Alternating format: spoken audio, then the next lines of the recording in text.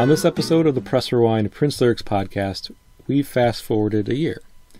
It's 1978, and Prince has released his debut album, For You. He's 20 years old and still writing new songs at a pace that he'd maintain for the rest of his life. Are these songs that he considered for his second album? Are they more sketches of songs that he was trying to get out of his head to make room for new material? I'm not certain, but I feel like there's enough material here in what I'll call the 1978-79 home demo episodes. So on part 1 of these episodes, I'll be covering 2 songs with women's names as the titles, Donna and Nadera. Going back to Prince Vault, these songs were recorded either in late 78 or early 79 at Prince's home studio at his France Avenue, Edina home. Similar to many of the 1976 Anderson home demos, these songs are basic guitar and double-tracked vocals.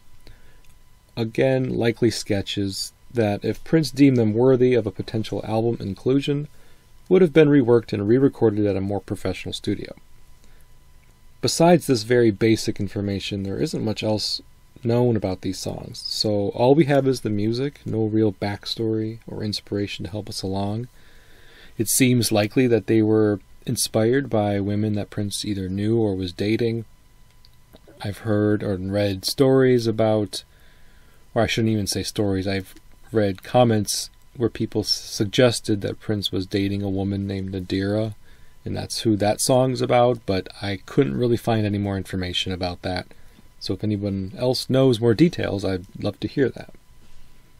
And, Donna is probably very similar in that vein, where there's a real-life person in Prince's life in 1977, 78, maybe 79, that he would have written this song for. Again, no specific details, don't know of anybody named Donna or Nadera, but they're likely based off of real people, real women. Donna is a pretty acoustic number that I think really had potential. It's light and breezy, maybe a bit slight lyrically, but that's kind of the common thread between both of these songs, and that's why I think they're mere sketches of songs instead of what I would consider formal tracks. But to me, it gives off a bit of that 70s singer-songwriter, the sensitive singer-songwriter vibe that I heard a lot on the radio as a kid.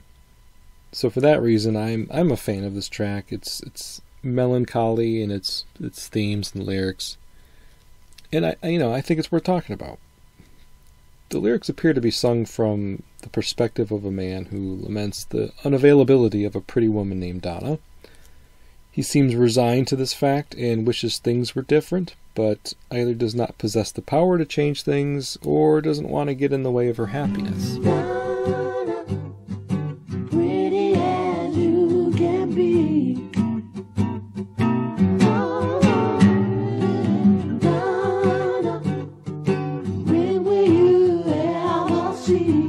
Pretty as you can be.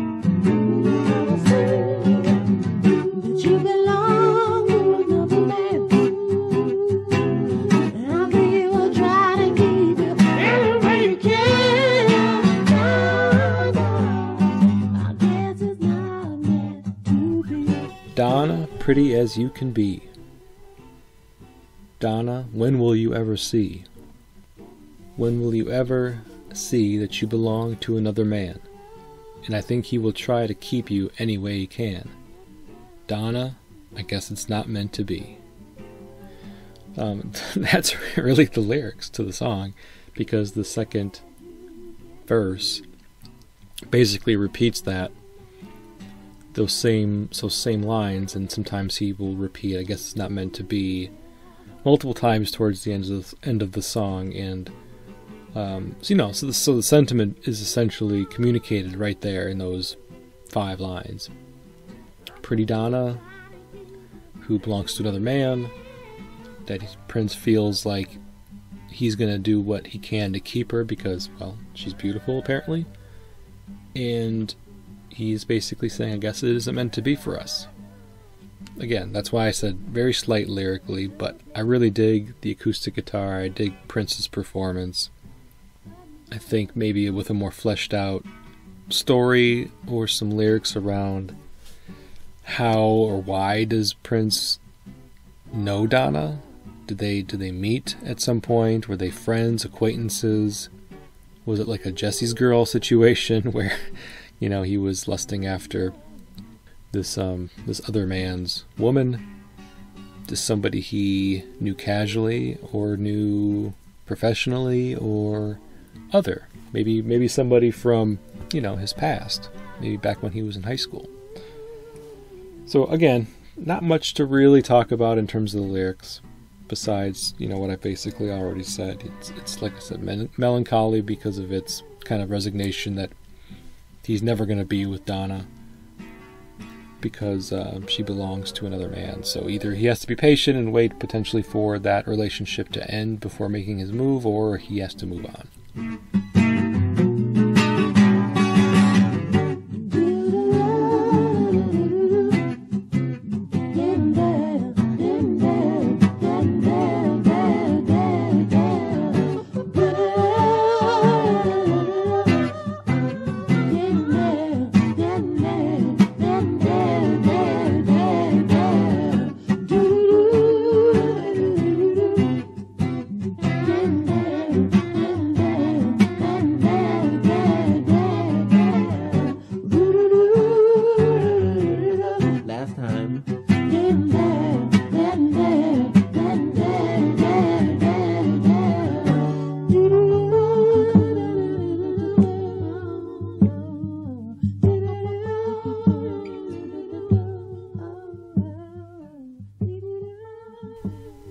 And the line, I guess it's not meant to be, kind of tells me that he's moving on.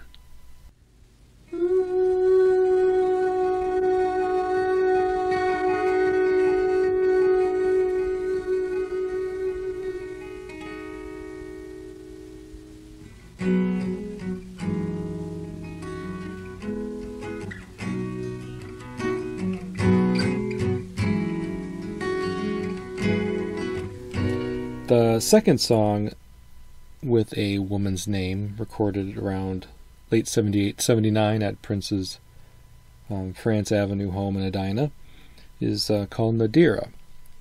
Now, I've seen the spelling of this song done several ways. There's Nadara, there's Nadera, and there's Nadeara. I have no idea which one's correct. It's not a name that I'm overly familiar with, so if you are named Nadera, or you know somebody named Nadera, please let me know which ways it's more commonly spelled. Maybe all of these ways are ways that you can spell this name. I guess that's potentially possible. Just more information about this name would be amazing, because it's not a name that I'm super familiar with or even have ever known anybody with that name. Prince Vault spells it Nadara. Whether that's right or wrong, I don't know. I'm going to stick with that because, I use Prince Vault for so much of this information that I'm been communicating in these episodes, and just to be consistent, even though it sounds like phonetically it would be spelled Nadeara, but I don't know that. I wonder if even it could be spelled Nadira. I don't know. Too much time being spent on the spelling of this name. So on this track, I think it has a very similar theme to Donna. He's seemingly infatuated with a woman. He's expressing more nervousness and fright with, knowing her or being around her. When I first looked into your eyes, that's when I knew that I wanted you. You may not remember, but I was so nervous, I didn't know what to do. The lyrics are, when I first looked into your eyes, that's when I knew that I wanted you. You may not remember, but I was so nervous, I didn't know what to do. But you were so cool. And you made me feel like a fool. Oh, Nadera, now that you know I love you, baby, what are you gonna do?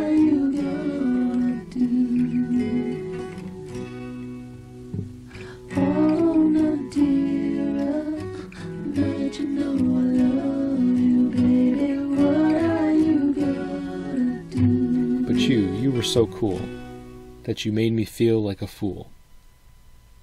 Oh, Nadera, now that you know I love you, baby, what are you gonna do? Oh, Nadera, now that you know I love you, baby, what are you gonna do? So this nervousness, this kind of scared feeling that he's expressing here, you may not remember, but I was so nervous I didn't know what to do, is not something that I would consider unexpected from a young man when confronted with a woman that whose beauty he basically finds intimidating.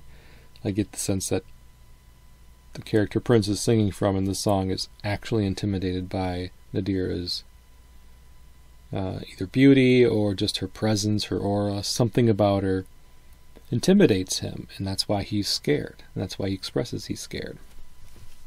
And the way that he sings these lyrics, it's like he's having a conversation with Nadera and looking back in the past at maybe how they first met, or kind of relating a story about their first meeting. He admits to being a bumbling, blabbering idiot around her, but her reaction, her coolness, when confronted with all this youthful awkwardness that basically elevates her status in his eyes even further. You were so cool, he says. You made me feel like a fool. And what I get from that is you made me feel like a fool basically for being so scared and so nervous. Like, there was no reason for me to feel this way, I think he's saying, because you were just so cool that I had no reason to be as nervous as I was. And with the chorus being, oh, Nadera, now that you know I love you, baby, what are you going to do? I get that he's now admitted to her that he loves her and waits for her response, her reaction. So it's like he's dropped this bomb on her lap, and what are you going to do about it? So, again, if I'm trying to put the performance of this song in a timeline of a relationship, it's after they've met, obviously. And after they've spent some time together, because again, he's relating back to a story you may not remember, but I was so nervous. So now that happened in the past, and there's been either some dating, like they've been dating for a little bit, or potentially he's expressing love because he wants to date her, wants her to take him seriously as a potential boyfriend or mate. But I really don't know where they're at in this relationship. Is she taking this completely aback? Like, oh shit, I had no idea that you loved me. What? Wow, that's quite the proclamation now that I have to deal with. Or is she kind of expecting this from him, based off of maybe some sort of romantic relationship that they've been fostering for some period of time, and he has expressed this love to her, and she's like, okay, I love you too. And or maybe maybe they're talking about taking the next step, moving in together, or I doubt getting married, but potentially, why not? Something a little more serious. When you declare your love for somebody, you're expecting some sort of response back. And that's where Prince basically leaves it. It's a really short song. It's less than 2 minutes long. So again, basically just a sketch. Could have went somewhere. I just don't think that either of these songs were ever designed to really be much more than just ideas that he had, or maybe songs that he wrote for these women, or maybe he recorded them, kind of felt like they weren't worth sharing, or he was too embarrassed or shy to share them with the women, so he just kind of filed them away. There they sat for decades and decades.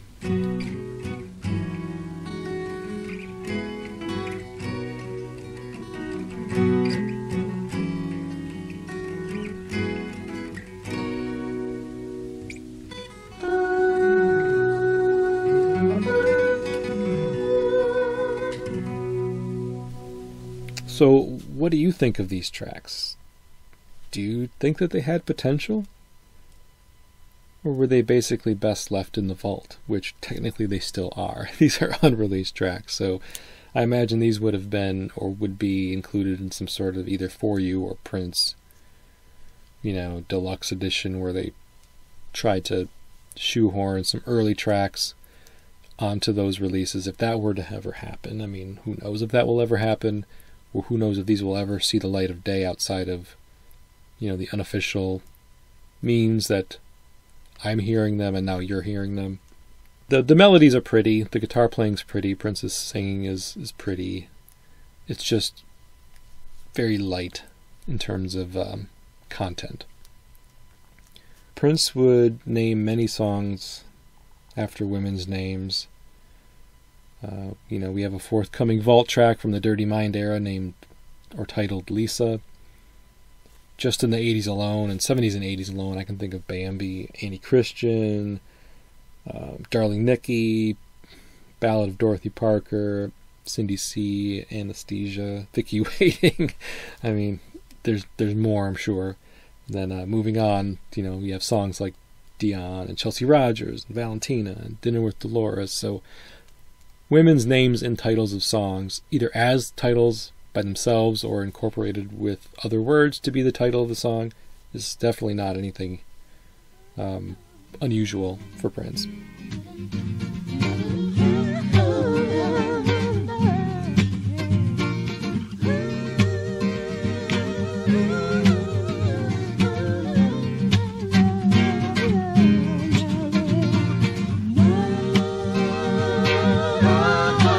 Part 2 of these 1978-79 France Avenue home demo episodes, I'll be touching on a few tracks: Baby, Baby, Baby, Down a Long Lonely Road, and Miss You. I previously covered the women's name songs, Donna and Nadera, so now we've moved on. We've got a few more songs to cover. We're back in Prince's home. He's probably about 20 years old when he's recording these home demos. His debut album has already come out, and, it wasn't an enormous crossover success. However, it did give him some attention on the R&B or black radio stations. Specifically, the song Soft and Wet did pretty good on the R&B charts. Minimal crossover success, but he had gained a little bit of a following from his debut album. So he's got some momentum to that he wants to make sure that he capitalizes on for his second album. So he's back at home kind of noodling around on his guitar, scatting a little bit, impromptu lyrics. A lot of these songs feel just more like sketches than actual songs, which is something I've said before about some of these France Avenue songs. The first one, Baby, Baby, Baby, I debated even covering it because there really aren't any lyrics to speak of. It's a very short guitar-based song. Again, Prince is kind of like just scatting over his guitar.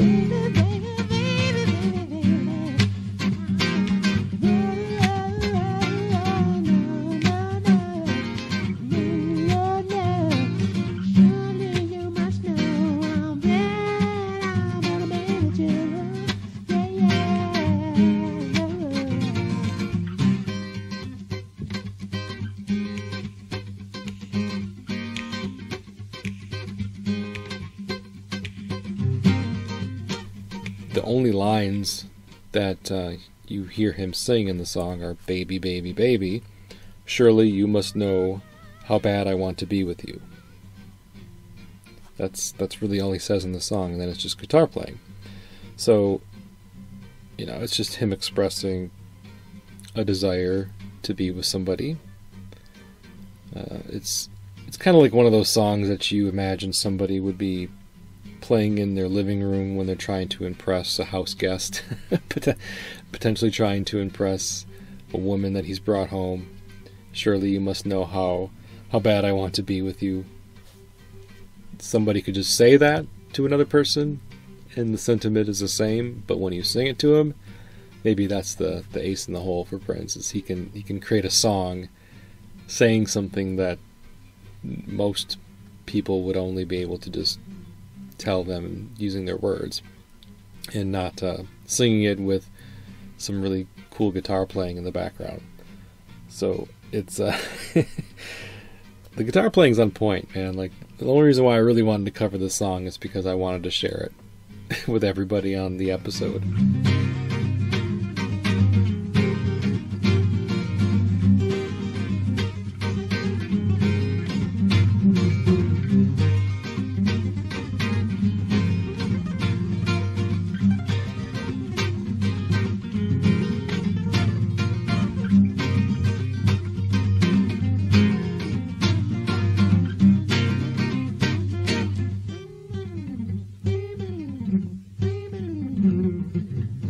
So enjoy it for what it is, but there's not much here.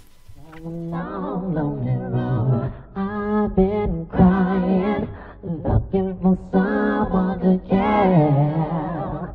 Down the long, lonely road, I've been crying, looking for someone to care. Down the long, lonely road, I've been crying, looking for someone to care. Down the long, lonely road. Moving on to Down a Long Lonely Road. To me it's similar to Baby Baby Baby in that there are barely any lyrics and it's barely a song.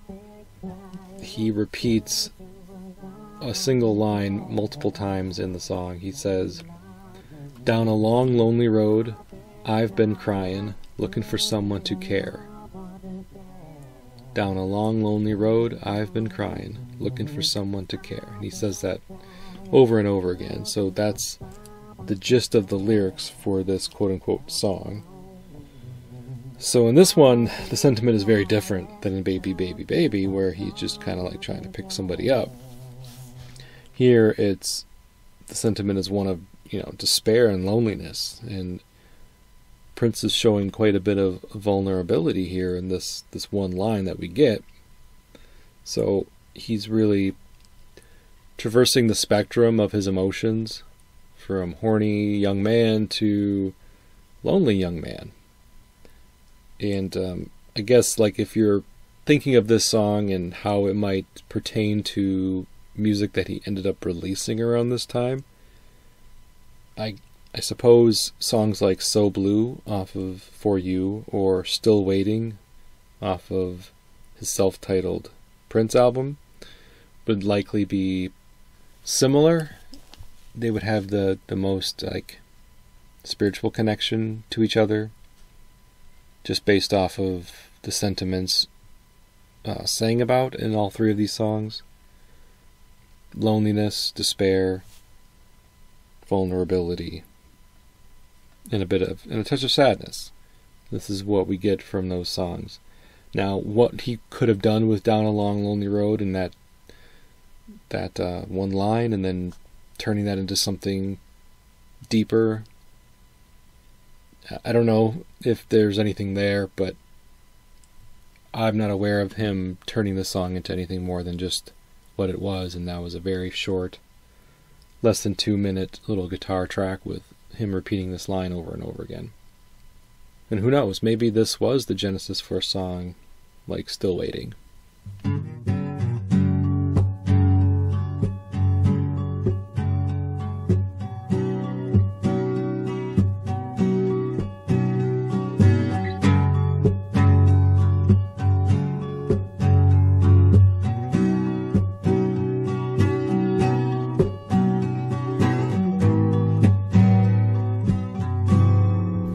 So the third song then I'm going to cover for the second half of these France Avenue demo songs is a song that's titled Miss You. This is really the most fleshed out of the three. It also has the longest runtime at about 2 minutes, which still is a very short song, but when we're talking compared to Baby Baby Baby and Down a Long Lonely Road, it is the longest. And in this song, it's also a very slow kind of melancholy sounding guitar bass song, and Prince starts listing off all the things that he misses.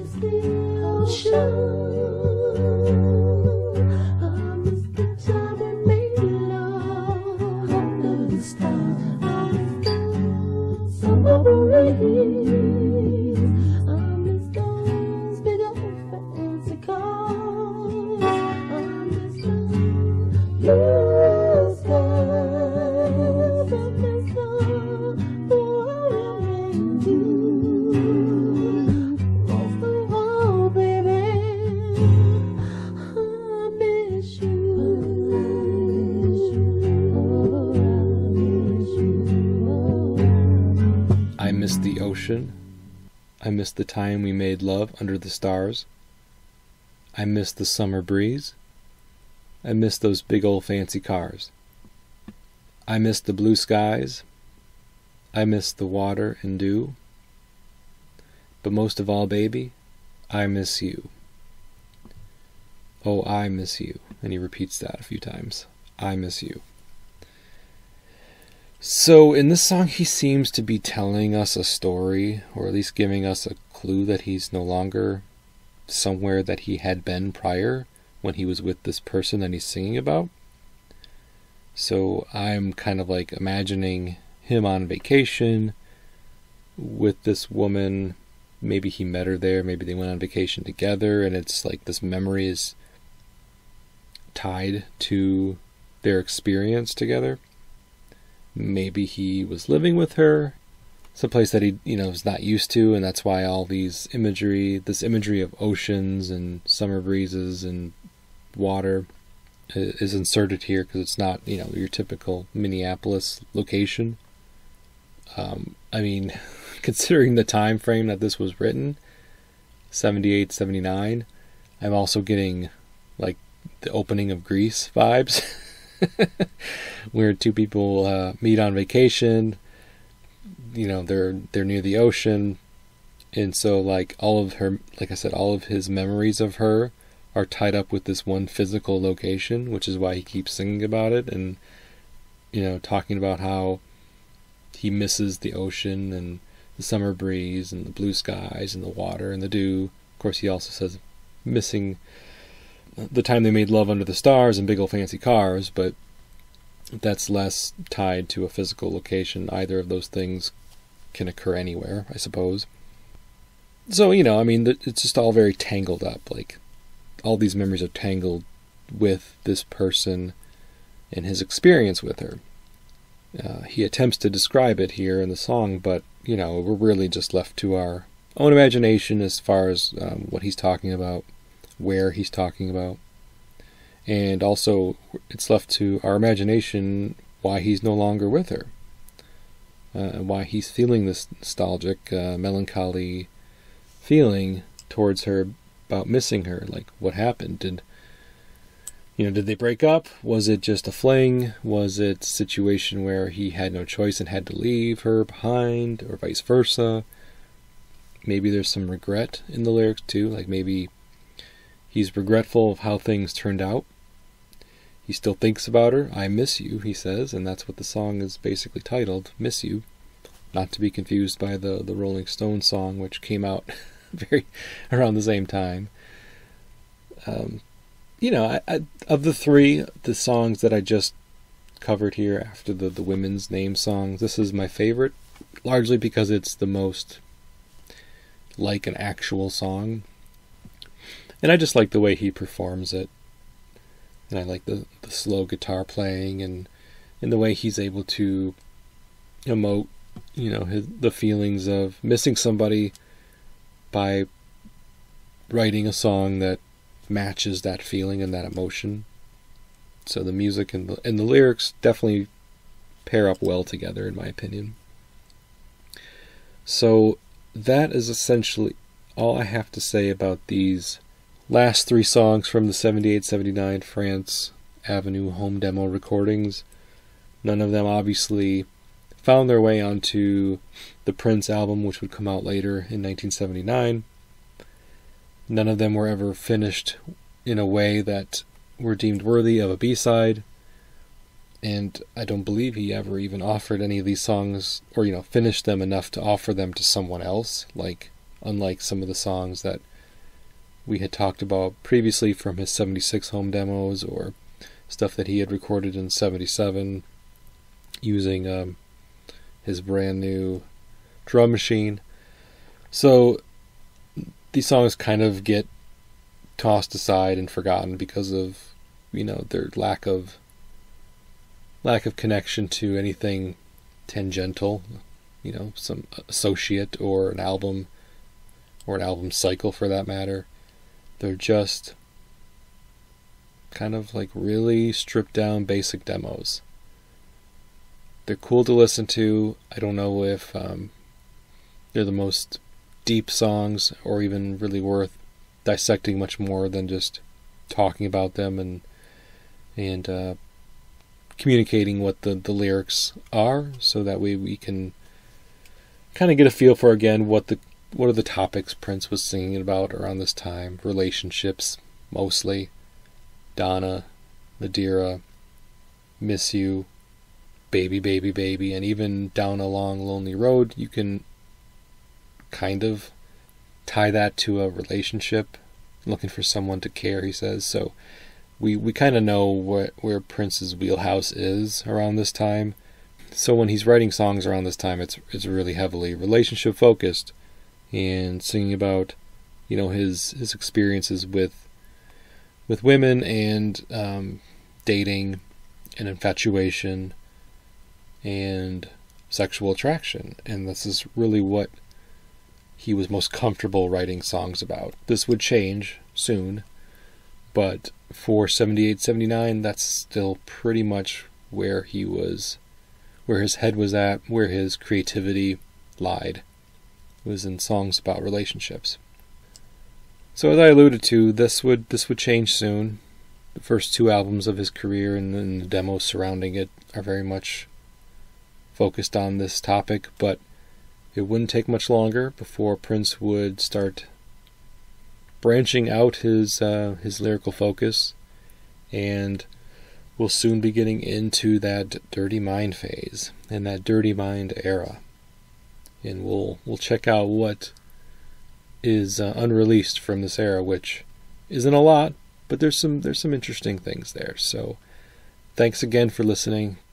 That'll do it for this episode of the Press Rewind Prince Lyrics podcast. I've been your host, Jason Brenninger. You can find the show pressrewind.net. That's the host site, and basically most social media platforms.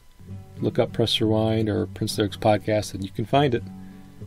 And until next time, thank you very much. Peace.